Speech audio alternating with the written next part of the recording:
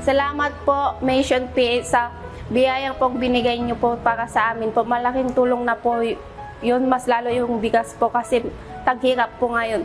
At marami pong salamat po pa. Sana po hindi po kayo magsasawang tumulong po sa amin po. Salamat po. Maraming salamat po, Mission PH. Napakalaking tulong po ang pinagkaloob niyo pong biyaya. Maraming salamat po. Bahala ito Panginoon na magbalik po sa inyo yung kabutihan na gawa niyo po. Sobra po, sobrang malaking tulong na po yun. Maraming salamat po. Ang Diyos po ang balang gumabay sa inyo.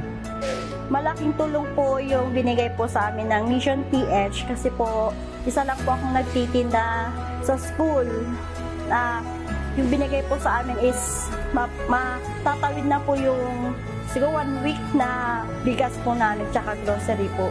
Maraming salamat po sa binigay niyo po sa amin.